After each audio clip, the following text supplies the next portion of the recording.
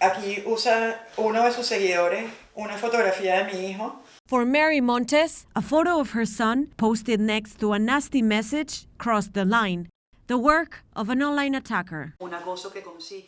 It's a harassment campaign meant to discredit me. Everything he said is overtly misogynistic. Of course this affects me. It affects my reputation. It affects my family. The Miami-based journalist says she's faced offensive threats and messages from a stalker and his followers via social media since 2018.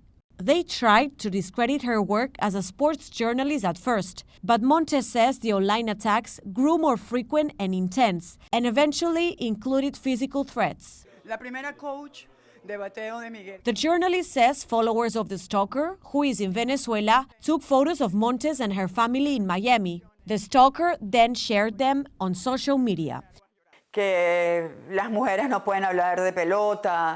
would say that women can't talk about baseball, that I don't know anything about it.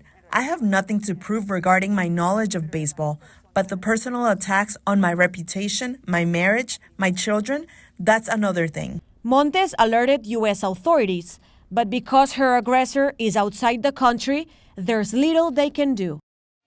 Her case is not an isolated experience. A joint study by the International Center for Journalists, or ICFJ, and UNESCO found 73% of the female journalists surveyed experienced online violence.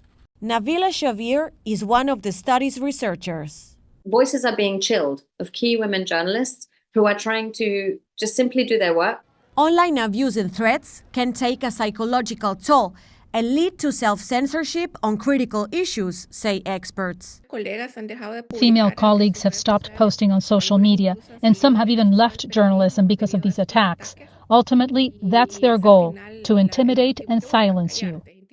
And the perpetrators of online harassment come from many sources. You have governments, you have, sort of authoritarian leaders. Then you have a number of non-state actors. And then there's sort of just like the sort of classic, you think of like the troll in the basement who's just like out here like taunting people. Experts say online targeting of journalists is frequent, but female reporters are singled out with more gendered attacks. They're being critiqued for appearance, or they're being critiqued for lack of intelligence, or perceived like something that is specifically tied to the fact that they are a woman, which then makes them, like less credible in the eyes of the attacker.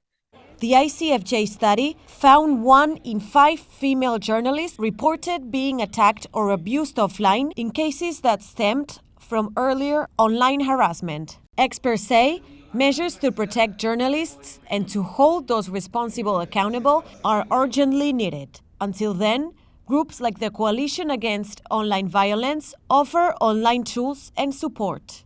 Julia Riera, VOA News.